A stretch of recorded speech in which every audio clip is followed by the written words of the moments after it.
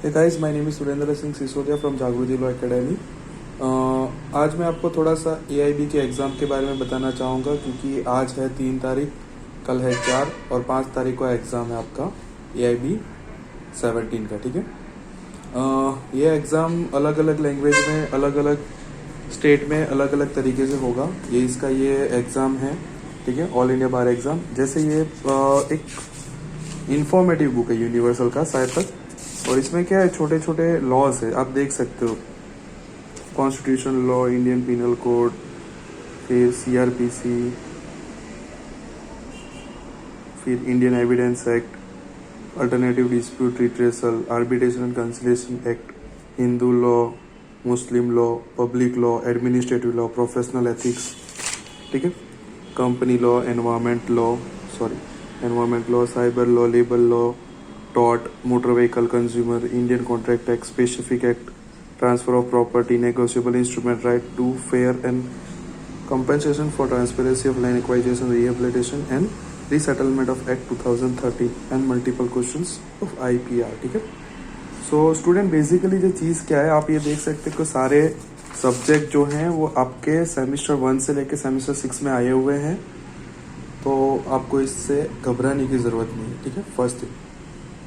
Now second thing is that ये जागृति law academy मेरा, ये स्टूडेंट्स तुम्हारे लिए ही है, क्योंकि कोई बच्चा आता है, कोई बच्चा नहीं आता है। मुझे मैक्सिमम कॉलेज के बारे में पता है, जो प्राइवेट होती है या फिर गवर्नमेंट होती है, वहाँ पे बच्चे पार्ट टाइम लॉ करते हैं, ठीक है, साथ में कहीं जॉब कर रहे हो, क्योंकि एक कॉलेज के बाद दूसरा कॉलेज करते हो तो उसको फाइनेंशियली या फिर घर के जिम्मेदारी के हिसाब से काम पे जाना पड़ता है, तो लॉ पे इतना फोकस नहीं कर पाता है।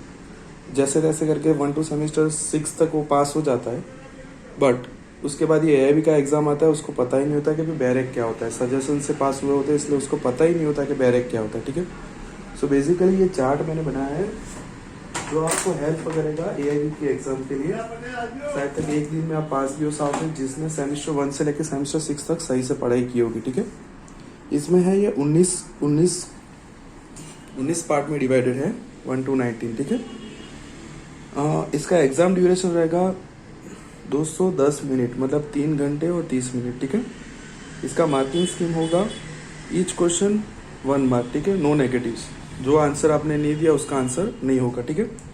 फिर यहाँ से अपने चालू कर सकते हैं 1 2 3 4 5 6 19 तक है। ये 19 अलग अलग टॉपिक है, 19 अलग अलग लॉ है, ऐसा नहीं है। इसमें नाम दिए खाली 19 सिलेबस के टॉपिक्स है, ठीक है। जैसे आप कंटेंट बोल सकते हो, ठीक है। यहाँ पे जो इम्पोर्टेंट है वो ऊपर के ही है। जैसे आप कॉन्स्टिट्यूशन के बारे में ले लो, कॉन्स्टिट्यूशन में कई सारी चीज़ आएगी, मतलब आर्टिकल आएंगे, उसके बाद शेड्यूल्स आएंगे, उसके बाद अमेंडमेंट्स आएंगे। तो बेसिकली आपको क्या करना है कि भाई लास्ट 2-3 साल में जैसे कोई अमेंडमेंट आया है, कोई आर्टिकल रिपील हुआ है, कोई ऐड हुआ है, तो उसका खास ध्यान रखना है, उसके हिसाब से जजमेंट भी देखना है, ठीक है। और जैसे आप लॉ में पढ़े हो, ठीक है, सेमेस्टर 1 और 2 में ये भी आती है, ठीक है। सेमेस्टर 2 में शायद तक कॉन्स्टिट्यूशन 1 और कॉन्स्टिट्यूशन 2 में सारा कुछ आता है, फंडामेंटल राइट्स ये वो। तो ज़्यादातर 5 रीड्स के क्वेश्चन होते हैं, तो आप 5 रीड्स देख लेना, ठीक है। सेकेंड है इंडियन पिनल कोड, ठीक है। इसका ये जो मैंने साइड में एक्ट के ईयर लिखे, उसका ये मतलब है कभी कभी साल भी पूछ लेते हैं, तो ये रोकड़ा मार्क है, 1 मार्क आया, रेडी। ये सेमेस्टर 1 में होता है। सेमेस्टर 1 में जैसे आपके 2 पार्ट होते हैं, पार्ट 1 और पार्ट 2 क्राइम, उसमें थोड़ा सा प्रिलिमिनरी इन्फॉर्मेशन होता है। पार्ट 2 में तो शायद चैप्टर नंबर 16 है। आपको पूरा APC जानना हो तो आप चैप्टर नंबर 16 पकड़ लो, उसमें 4 अलग अलग सेक्शन है। Offence related to human life, ठीक है, लाइफ हो गया, बॉडी हो गया, उसके बाद थोड़ा सा लिबर्टी हो गया, an offence related to women's, offence related to child, वो चैप्टर नंबर 16 में दिया है, तो आप उसको चैप्टर नंबर 16 को थोड़ा ध्यान से पढ़िएगा, ठीक है। थर्ड है code of criminal procedure code. इसमें क्या है, आपको ये देखना है कौन से साल में आया है, प्लस कौन सा कॉग्निजिबल है, कौन सा नॉन कॉग्निजिबल है, ठीक है। आप सेक्शंस पे नहीं जाओगे तो चलेगा, बट कौन सा कॉग्निजिबल ऑफेंस है, कौन सा नॉन कॉग्निजिबल ऑफेंस है, कौन सा बेलेबल ऑफेंस है, कौन सा नॉन बेलेबल ऑफेंस है, ये आपको थोड़ा सा जानकारी होना चाहिए। उसके साथ लेटेस्ट जजमेंट होंगे, तो आप गूगल कर सकते हो, क्या कोई रेफरेंस बुक पढ़ सकते हो। आपको बैरेक तो ले जाने देंगे ही, डोंट वरी। आप जो भी बैरेक लो, मतलब ये प्रोफेशनल का है, मतलब अच्छा वाला बैरेक लेना, तो उसमें क्या है, अपडेट दिए होते हैं। ज़्यादा कुछ नहीं करो तो कोई बात नहीं, जिसने कुछ नहीं किया है आज तक वो क्या कर सकता है, बैरेक लेके पार्ट 1 जैसे शॉर्ट टाइटल और डेफिनेशन पढ़ ले, ठीक है, और उसके टाइटल पढ़ ले। जैसे पार्ट 1 है, पार्ट होते हैं, आर्टिकल होते हैं, मतलब पार्ट में क्या होता है, अलग अलग पार्ट में डिवाइडेड होता है लेक्चर्स, बराबर। अगर क्वेश्चन पार्ट में से पूछा है तो आप टाइटल में से ही पूछेंगे। 99% क्वेश्चन टाइटल में से होते हैं। साल पूछ लेते हैं, टाइटल पूछ लेते हैं, ये सेक्शन दे देंगे, ये क्या है, ये सेंटेंस दे देंगे तो ये कौन से सेक्शन में आता है। ऐसे छोटे क्वेश्चंस होते हैं, आपको खाली पासिंग मार्क लाने होते हैं इसमें, इसलिए कोई टेंशन मत लेना, ठीक है। सेकेंड थिंग, अब ये तो हो गया अपना क्रिमिनल प्रोसीजर कोड, ठीक है। उसके बाद हो गया civil procedure code. Civil procedure code में क्या होता है भाई, दो कोड होते हैं। एक सिविल प्रोसीजर कोड होता है, दूसरा होता है लिमिटेशन एक्ट, ठीक है। बच्चे ज्यादातर क्या करते हैं, सेक्शन देखते ही नहीं है, ऐसा समझते हैं सीपीसी में लिमिटेशन भी आ गया ना, ऐसा नहीं है। सीपीसी और लिमिटेशन अलग अलग चीज है, बराबर। उसका खासकर आपको क्या देखना पड़ेगा, शेड्यूल देखने पड़ेंगे भाई वो कहाँ कहाँ काम करता है, ठीक है। और इसके ऑर्डर्स भी देखने पड़ेंगे, जो इस दोनों में नहीं है। ऑर्डर्स कहाँ पे दिए होंगे, सीपीसी में दिए होंगे, 51 ऑर्डर है, आपको उसको एक बार देख लेना है कहीं से भी, ठीक है। उसके बाद है इंडियन एविडेंस एक्ट, उसके सेक्शंस देख लेने हैं। उसके बाद है आर्बिट्रेशन एंड कंसिलिएशन एक्ट, उसके भी सेक्शंस और आर्टिकल देख लेने हैं। आपको इन तीनों में से कौन सा देखना है, लैंडमार्क जजमेंट। अभी नया कुछ भी नया आया है, जैसे कुछ भी नया आया है, जैसे आपको न्यूज में आया हो कोई भी इंफॉर्मेशन, तो आपको उसका ध्यान रखना है, ठीक है। थर्ड है, सेवंथ है फैमिली लॉ। फैमिली लॉ ये है एक टाइप का पर्सनल लॉ है, ठीक है। हिंदू लॉ आ गया, मुस्लिम लॉ आ गया, उसका अलग अलग बैरेक्ट आता है। 8 मार्क का क्वेश्चन आता है, ये भी आपके सेमेस्टर 3 और 4 में। अगर मैं यहाँ पे भूल जाता हूँ बोलना तो आप अपने हिसाब से देख लेना। ये चार्ट मैंने ऐसे डिजाइन किया है, सीरियल नंबर, कंटेंट, मतलब जो लॉ है वो, ठीक है। सेकेंड थिंग, इसके मार्क, ये पेपर स्टाइल है, 2023 का पेपर स्टाइल है, AIB 70 का। और ये है बैरेक्ट, जिसके बैरेक्ट हो गए उसके सामने मैंने टिक किया है, जिसके बैरेक्ट नहीं हो गए उसके सामने मैंने टिक नहीं किया है। और ये LLB के सेमेस्टर है। जो बच्चा ऐसा लग रहा है सर मैंने बैरेक्ट कभी देखा ही नहीं है, पहली बार मेरे हाथ में है, मैं कैसे करूंगा, तो उसको टेंशन लेने की जरूरत नहीं है। वो बंदा अपने सिलेबस देख सकता है LLB का, सेमेस्टर 1 से लेकर सेमेस्टर 6 तक। ये सारे क्वेश्चन उसी में होंगे, ज़्यादा हार्ड भी नहीं होगा और इजी भी नहीं होगा। जो पढ़ता होगा उसको फायदा, ठीक है। बेसिकली तो ये सेमेस्टर लिखे हैं, तो आप ध्यान से देखना कि भाई कौन से सेमेस्टर में कौन सा क्वेश्चन आ रहा है, ठीक है। अब कहाँ पे थे, ये फैमिली लॉ। फैमिली में क्या है, हिंदू लॉ और मुस्लिम लॉ, ये हो गया भाई, पर्सनल लॉ की बात हो गई। ये फिर पब्लिक इंटरेस्ट लिटिगेशन, इसके 4 मार्क के क्वेश्चन है कि वो आप सेमेस्टर 5 में पढ़े हो, ठीक है। 9th है एडमिनिस्ट्रेटिव लॉ, इसके 3 मार्क का क्वेश्चन है। इसके बाद है 10 नंबर। 10 नंबर बहुत ही इंपॉर्टेंट है, professional ethics and case of professional misconduct under bar council act, बराबर। यहाँ पे मैं लिखना भूल गया हूँ, यहाँ पे एडवोकेट एक्ट आएगा, कंटेम्प्ट आएगा और बार काउंसिल के थोड़े से रूल्स आएंगे। ये 4 मार्क का है, ये सेमेस्टर 6 में आता है आपको, ठीक है। जब आप वाइवा देते हो या ऐसा कुछ देते हो या फिर मूड कोर्ट की प्रिपरेशन करते हो, तब ये सब कुछ आ जाता है, ठीक है। फिर है कंपनी लॉ। कंपनी लॉ में 2 ही क्वेश्चन, मतलब 2 ही मार्क का है। कंपनी लॉ बहुत बड़ा है, ठीक है। इसको आपको क्या देखना है, खाली नई अपडेट क्या है लास्ट 1 साल में, 21, ठीक है। इसमें है एनवायरमेंटल लॉ, ये भी सेमेस्टर 2 में पढ़े। कंपनी लॉ भी आप सेमेस्टर 2 में पढ़े। ये जो बीकॉम के बच्चे हो गए उसको कंपनी लॉ का कोई भी क्वेश्चन आएगा उसको समझ में आ जाएगा, जो कॉमर्स लाइन से है, ठीक है। और जो एनवायरमेंट लॉ है वो तो सबके लिए, ये उसका बैरक छोटा सा है, वो तो लेकर ही जाना आप। कंपनी लॉ का शायद ही ले जाना पड़ेगा क्योंकि वो बहुत बड़ा है। उसके बाद है cyber loss containing information technology act 2000, ठीक है। ये भी लेके जाना आपको मिल जाएगा, इसका बैरक भी है। ये 2 मार्क का क्वेश्चन है। लेबर एंड इंडस्ट्रियल लॉस, ठीक है। लेबर और इंडस्ट्रियल लॉस ये आप सेमेस्टर 3 और 4 में पढ़े हो, बहुत थोड़ा सा वाइड है। फैक्ट्री लॉ आ गया, ESI आ गया, PF एक्ट आ गया, सारा कुछ छोटा सारा लेबर कंपनी के रिलेटेड होगा, वो सारा यहाँ पे होगा, ठीक है। उसके बाद होता है 15 नंबर। 15 नंबर पे कौन सा है, law of torts and motor vehicle act, और उसके साथ है कंज्यूमर, ये कोपरा। ये आप सेमेस्टर 1 में जो भी LLB चालू करता है उसको पता है भी टॉर्ट क्या है, ठीक है। उसके फेमस केस है वो ध्यान रखने हैं। उसके बाद है मोटर व्हीकल एक्ट, जो नया अमेंड हुआ, कब अमेंड हुआ, कितने एक्ट है, ये है वो है, वो मैं डाल दूंगा अपने, ये चार्ट मैंने बनाए हुए हैं ये 2 के तो। और कंज्यूमर, ठीक है, तो कंज्यूमर के लॉस भी मैं डाल दूंगा आपके ये चार्ट में पीछे, तो आप देख लेना क्योंकि आप एक ही दिन पढ़ा है, ठीक है। फिर 16 नंबर पे है Indian contract act, specific act, transfer of property act, negotiable instrument act, सारे के साल है, ठीक है। ये ध्यान रखना है। उसके साथ कितने पार्ट्स है, कितने चैप्टर्स है वो ध्यान रखना है, कितने सेक्शन है वो ध्यान रखना है। 8 मार्क का है, ठीक है। ये आप सेमेस्टर 1, सेमेस्टर 2, सेमेस्टर 5 में पढ़े होंगे, ठीक है। नेगोशिएबल इंस्ट्रूमेंट नंबर 5 में आ जाएगा, वो 138 का कुछ है, वो आप थोड़ा देखोगे तो समझ में आ जाएगा। सारे के बैरेक्ट है, डोंट नीड टू वरी, ठीक है। फिर इसके बाद 17 number law related to taxation. Law related to taxation मतलब जीएसटी, नए लॉ पुराने लॉ सारे आ जाएंगे, बट आपको क्या ध्यान रखना है अभी अमेंडमेंट में टैक्सेशन में कौन सा आता है, ठीक है, कौन से अमेंडमेंट में जीएसटी आया था, कौन से चेंजेस आए, लास्ट अभी बजट में क्या चेंज आया, वो सब कुछ देखना है, थोड़ा थोड़ा, ज़्यादा नहीं, थोड़ा थोड़ा। फिर 18, ठीक है, land acquisition act, right to fair and compensation and transparency in land acquisition rehabilitation and rehabilitation act 2013। ये 2 मार्क का है, अगर आपको मिल रहा है एक्ट तो ले लो, नहीं मिल रहा है तो कोई प्रॉब्लम नहीं। जैसे ये प्रोफेशनल है, अलग अलग बैरक की कंपनियां हैं, जैसे अपना अपना बिजनेस कर रहे हैं, वो अपना आपको दिलवा ही देंगे, ज़्यादा कोई प्रॉब्लम नहीं आएगा।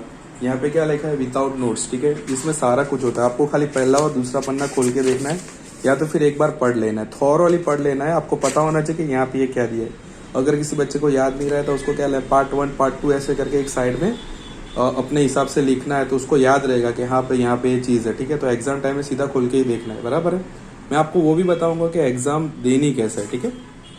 इसके बाद आ गया 19 नंबर इंटेलेक्चुअल प्रॉपर्टी लॉस, इसके 2 मार्क का क्वेश्चन, मतलब टोटल क्वेश्चन कितने 100 और सबका 1-1 मार्क है, ठीक है। तो इसमें फोकस करने जैसा कौन सा रहेगा, फोकस करने वाले कौन से सब्जेक्ट रहेंगे, constitution, Indian penal code, CPC, CrPC, ठीक है, इसके बाद एविडेंस एक्ट, इसके बाद फैमिली लॉ, ठीक है। ये बड़े बड़े सब्जेक्ट है, वो आप ध्यान रख सकते हैं। तो इसको इसके मतलब पार्ट, चैप्टर, आर्टिकल, सेक्शंस, सारे सेक्शंस नहीं पढ़ने, मैंने बोला खाली टाइटल्स पढ़ने, ठीक है। कौन से साल में आए वो देखना है। आपके सिलेबस जो एलएलबी का सिलेबस एक बार डाउनलोड कर लेना, क्योंकि देखो बैरक देखोगे तो आपको पता ही नहीं चलेगा कि भाई ये सर ये क्या आ गया, समझ नहीं आएगी। एक काम करना, एलएलबी का सिलेबस गुजरात यूनिवर्सिटी की वेबसाइट पे है, तो उस पर से जाके सिलेबस डाउनलोड कर लेना, जस्ट उसके टाइटल पढ़ना और एक बार पढ़ लेना, तो वो एकदम ईजी हो जाएगा। मैंने जैसे यहाँ पे लिखा है तो आप थोड़ा मैच कर देना, क्योंकि सारे सेमेस्टर के पढ़ने जाओगे तो वो भी काम नहीं करेगा। तो यहाँ पे लिखा है सेमेस्टर 1 और सेमेस्टर 2 में जो कॉन्स्टिट्यूशन के बारे में दिया है वही एग्जाम में पूछेंगे, समझ पड़ी। अगर यहाँ पे लिखा है इंडियन पीनल कोड, सेमेस्टर 1 में जो दिया है कि भाई प्राइमरी और क्राइम 1 और क्राइम 2 में जो दिया है उसी के क्वेश्चन पूछेंगे, ठीक है। तो बच्चों ये ध्यान रखना कि पूरा एपीसी करोगे तो भी कोई प्रॉब्लम नहीं है, और यहाँ से करोगे तो भी ईजी हो जाएगा, समझ पड़ी। तो जो बच्चा रेगुलर कॉलेज जाता है, जिसको लॉ में समझ पड़ रही है, बैरक के साथ पढ़ रहा है, उसको कोई इश्यू नहीं है। और जो बंदा कहा नया ही एग्जाम है, फर्स्ट टाइम है, मेरे को क्रैक ही करना है सर कुछ भी करके एलएलबी, ठीक है, तो ये सिलेबस की कॉपी ले ले, एक बार पढ़ ले उसको। उसके बाद जितने बैरक आपको मिल रहे हैं, बराबर है, 18 है, 16 है, गुजराती मीडियम में जैसे पुनल का होता है पूरा का पूरा सेट, और उसके बाद ये प्रोफेशनल के हैं, यूनिवर्सल के हैं, बराबर है। और बच्चों एक बात और चीज़ लें, विदाउट नोट, विदाउट, आपको क्या बोला है कि विदाउट नोट्स मतलब आपको रेफरेंस बुक लेके नहीं जाना, आपको डायरेक्ट ही ले जाना, कोई भी कंपनी का चलेगा, समझ पड़ी। और ध्यान रखना कि जिस दिन आप पेपर देने जाओ उसके साथ पेन, पेंसिल, एक प्लेन पेपर लेके जाना, तो मैं आपको समझाऊंगा कि उसको आंसर को कैसे टिक करना है, ठीक है। जैसे ओमआर की सीट आती है पूरी, उसको एकदम ध्यान से पढ़ना, 5 मिनट लेके पढ़ना, कोई इधर उधर मत देखना, तो वो एकदम ईजी रहेगा। क्योंकि पहले पेंसिल से टिक कर देना है जहाँ जहाँ आपको डॉट करना है, जो कैपिटल में लिखना है, नाम है, सीरियल नंबर है, कौन सा सेट है, वो तो आपको लिखना ही है। वो जो जहाँ पे डॉट करना है उसको पेंसिल से पहले डॉट करना, उसके बाद उसको पेन से डार्क करना। जैसे आंसर लिख रहे हो, जैसे आपको ऐसा लग रहा है कि भाई क्वेश्चन है कॉन्स्टिट्यूशन का, अदरवाइज आपको ऐसा लग रहा है कि मुझे तो 40-40-30 ये क्राइटेरिया है, ST BC OBC जनरल और ये इसका, ठीक है, तो कट ऑफ अपना 40 मार्क या 50 मार्क है, अपने को 70 तो कुछ भी करके टिक करने है। तो आपको एक काम करना है, 50 क्वेश्चन पहले पकड़ लेने, थॉरली क्वेश्चन पढ़ते जाना है। आपको क्वेश्चन नंबर 1 पढ़ा, आपको लगा कि भाई कॉन्स्टिट्यूशन का है, तो एक पेपर साइड में रखना है, ठीक है। साइड में रख के क्या लिखोगे कि भाई कॉन्स्टिट्यूशन का, तो आपको जो मेन 5 सब्जेक्ट है, ठीक है, ये 5 मेन सब्जेक्ट है, कॉन्स्टिट्यूशन है, इंडियन पीनल कोड है, CPC है, CRPC है, लिमिटेशन है, एविडेंस है, ठीक है। तो आपको ये जितने भी सिलेबस के नंबर याद है या फिर सब्जेक्ट के नाम याद है, वो एक बार लिख लेना, ठीक है। जो मेन है वो तो लिख ही देना, मेन 5 तो लिख ही देना। उसके बाद क्या करना है आपको, कि आपको क्वेश्चन पढ़ने, मतलब फटाफट पढ़ने एकदम। आपको वर्ड दिख रहा है भी क्वेश्चन में कॉन्स्टिट्यूशन का है, ठीक है, आर्टिकल के बारे में, तो फटाक से वहाँ पे कॉन्स्टिट्यूशन के बाजू में लिखा है नंबर 1 ये कॉन्स्टिट्यूशन का क्वेश्चन है, उसके बाद नंबर 5 वाला कॉन्स्टिट्यूशन का है, 2nd, 3rd, 4th एविडेंस के है, तो वो नंबरिंग वहाँ पे कर देनी, समझ पड़ी। जैसे मैं यहाँ पे करूँगा कॉन्स्टिट्यूशन का है, तो मैं जैसे रफली पेज, जो रफ पेज आपको देंगे उस पर आपको लिख देना है कि भाई कॉन्स्टिट्यूशन। उसके बाद कोई सा भी 1 से 100 में से कोई भी कितने भी क्वेश्चन आते हैं तो एक ही साथ लिख लेने कि भाई 7 नंबर का, 5 नंबर का, 25 नंबर का, 30 नंबर का, 50 नंबर का। ऐसे करके आप काउंटिंग करोगे तो 10 क्वेश्चन कॉन्स्टिट्यूशन के होंगे।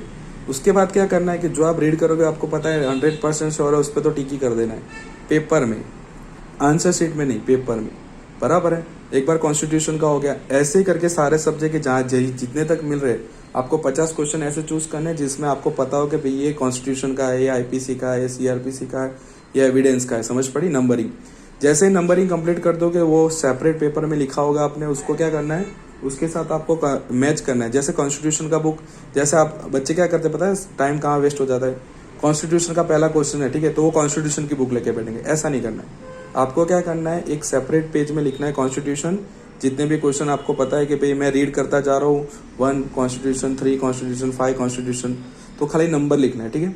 वो नंबर लिख के कॉन्स्टिट्यूशन के 10 क्वेश्चन है, तो आपको क्या करना है, लास्ट में खाली 5-10 मिनट के बाद वो कॉन्स्टिट्यूशन का बुक लेना है, जितने भी नंबर थे वो नंबर के साथ अरेंज करके आपको आंसर चेक कर लेना है कि हाँ भाई ये सही है, ठीक है। ओपन बुक एग्जाम है, एकदम ईजी हो जाएगा। मतलब कॉन्स्टिट्यूशन का बुक पकड़ो या फिर पहले एक बार क्वेश्चन पूरा जाओ। स्टेप 1 क्या रहेगा, पूरा क्वेश्चन ये पेपर एक बार देख लो, उसके साथ एक पेपर रखो। Question number 1 constitution, question number 2 evidence, question number 3, वैसे नंबर लिख देना। जैसे नंबर का सीरीज खत्म हो जाता है आपको पकड़ना है भाई सबसे ज्यादा क्वेश्चन किसके हैं, सबसे ज्यादा जिसके क्वेश्चन है, जैसे एविडेंस के सबसे ज्यादा क्वेश्चन है तो एविडेंस का बुक पकड़ो, उसका इंडेक्स खोलो और आपके क्वेश्चन नंबर के साथ उसको मैच करो। समझ पड़ी। कंफर्म हो जाता है उसको टिक कर दो। तो इससे आपका एग्जाम एकदम आपको श्योरिटी आ जाएगी कि सर मैंने तो बुक में से देखा था और ये मैच किया और हो गया। समझ पड़ी। आप खुद पढ़ पाओगे कि हाँ ये एविडेंस का क्वेश्चन था, मैंने एविडेंस की बुक में देखा, ये सेक्शन पूछा था, यही है, मैच हुआ, मैंने हो गया, ठीक है। इसके लिए आपको रीडिंग स्किल अच्छी होनी चाहिए, वो तो होगी आपकी, क्योंकि LLB 1 से लेकर 6 तक आप पढ़े हो। सो फर्स्ट अटेम्प्ट में आपको निकालना है। तो बेसिकली जो मैंने बताया कि भाई ये पहले तो ये सब्जेक्ट क्लियर कर लो, मेन सब्जेक्ट कौन से वो क्लियर कर लो, कितने कितने मार्क के क्वेश्चन आते हैं वो कर लो, कौन से सब्जेक्ट में से कितने क्वेश्चन पूछते हैं वो कर लो, कितनी बैरक आप ले जा सकते हो वो अरेंज कर लो। उसके बाद कौन से सेमिस्टर में आप पढ़े हो, कौन से सेमिस्टर में ये लॉ पढ़े हो, उसका सिलेबस निकाल के इसके साथ आप मैच कर लो। समझ पड़ी। उसके साथ एक और चीज़ आएगी भाई, लैंडमार्क जजमेंट। क्या होंगे भाई, लैंडमार्क जजमेंट। लैंडमार्क जजमेंट जितने LLB में आप पढ़े हैं उसका नाम याद रखना। बेसिकली क्या होता है, एनवायरमेंट हो गया, ठीक है, फिर ये लेबर लॉ हो गया। एनवायरमेंट में ज़्यादातर ये लोग क्या करते हैं, लैंडमार्क जजमेंट ही पूछ लेते हैं, ठीक है। उसके बाद ये कॉन्स्टिट्यूशन में भी पूछ लेते हैं, ठीक है, बार काउंसिल रूल्स में भी पूछ लेते हैं। तो खाली एक बार ऐसा हो तो लैंडमार्क जजमेंट की लिस्ट निकाल देना, अदरवाइज LLB की बुक हो आपके पास, ठीक है, तो उसमें से देख लेना कि भाई कौन से लैंडमार्क जजमेंट आपने पढ़े थे, ठीक है। नए नए एक्ट आ रहे हैं, जैसे अभी 23 में जो भी अपडेट हुए, जहाँ अमेंडमेंट हुए जिस एक्ट में, आप ऐसे खाली गूगल कर लेना अमेंडमेंट, तो वो लिस्ट खुल जाएगा। आपको कुछ नहीं खाना है, खाली एक बार उसको रीड कर लेना, ठीक है। आप यूट्यूब पे भी बहुत सारे वीडियोस है, उसको भी देख सकते हैं, ठीक है। बस आपको इतना ध्यान रखना है कि मुझे 210 मिनट में ये पूरा का पूरा आंसर पेपर करना है। मतलब 70 क्वेश्चन तो अटेंड करने ही, कैसे देख के, ऐसे नहीं अक्कड़ बक्कड़ बम्बे हुए, ऐसा नहीं करना है। 210 मिनट है तो आपको उसको टाइम डिवाइड करना पड़ेगा। जैसे आप एक काम कर सकते हो, 30 मिनट से पूरा पेपर पढ़ सकते हो। एक प्लेन पेपर देंगे आपको, ठीक है, प्लेन पेपर में आप क्या कर सकते हो, पहले ही दे देंगे आपको या फिर बाद में देंगे, तो आपको क्या करना है, कॉन्स्टिट्यूशन लॉ ऐसे करके लिख देना है, फिर एविडेंस छोटे छोटे अक्षर में जैसे शॉर्ट में हो रहा है, ठीक है। फिर जैसे क्वेश्चन पढ़ रहे हो, question number 1 is a constitution, question number 5 constitution, दूसरा क्वेश्चन एविडेंस का है, तीसरा क्वेश्चन CRPC का है, ऐसे लिखते जाना है 7, 5, 6, ये 10 हो गए। तो आपको पता ये सबसे ज़्यादा है, तो कॉन्स्टिट्यूशन का बुक उठाओ और वो क्वेश्चन देखो, वहाँ से पढ़ो, बैरक पढ़ो, दोनों साथ में सेट करो, हो गया तो हो गया। समझ पड़ी। तो ऐसे करके आपको 70 क्वेश्चन कुछ भी करके करने हैं, खबर पड़ी। और आपको ऐसा लगना चाहिए कि भाई 210 मिनट है, बराबर है, तो 210 मिनट में आपको 120 मिनट पे 50 तो हो जाने चाहिए। समझ पड़ी। 50 क्वेश्चन तो कंप्लीट हो जाने चाहिए। 120 पे, 160 पे आपको ऐसा होना चाहिए कि भाई 200 में से 60 क्वेश्चन हो जाने चाहिए, खबर पड़ी। अदरवाइज 30 मिनट आप ले लो, 15 मिनट आप ले लो, या फिर ऐसा कर सकते हो आपके छोटे स्लॉट बना सकते हो कि भाई 1 से 25 में पढ़ूंगा, उसमें से जितने भी क्वेश्चन आ रहे हैं वो अटैच करके लिख दूंगा। कैसे कि भाई यहाँ मैंने नंबरिंग करना चालू किया, ठीक है, सब्जेक्ट के नाम लिखने, जितने याद रहे उतने लिखने ही है, कंटेंट के नाम, उसके बाजू में नंबरिंग करनी। तो आपको क्या है ना, 1 से 25 तक नंबरिंग करके उसके बाद बैरक ले लो। और फिर ऐसा है तो मैं कहता हूँ 30 मिनट 30 मिनट सब पूरा क्वेश्चन पेपर छान मारो, सब सब्जेक्ट के नाम, उसके बाजू में नंबरिंग कर दो, ठीक है। जैसे नंबरिंग हो गई, नंबरिंग के साथ आपको बैरक ले लेना है और क्वेश्चन नंबर वहाँ निकालना है, बैरक देखना है, दोनों मैच करके लिख देना। आप श्योर हो तो भी उसको चेक कर लेना एक बार 99%, ठीक है। 70% कुछ भी करके अटेंड करना, पेपर छोड़ोगे तो फेल हो जाओगे। 17 आपको देख के करना है, उसके बाद ऐसा लग रहा है सर टाइम नहीं है मुझे फटाफट ही करना है, तो सारे टिक करके आना, टिक किए बिना मत आना, समझ पड़ी। ये खास ध्यान रखना, टिक नहीं करोगे तो वो फिर नल एंड वॉइड ही हो जाएगा वो क्वेश्चन, ठीक है। किसी एक क्वेश्चन का आंसर नहीं दिया तो उसका 0 ही होता है, समझ पड़ी। इससे अच्छा अपना क्वेश्चन अटेंड करना है। So my dear students, all the best to all AIB students of 2023. Thank you very much. Have a good day.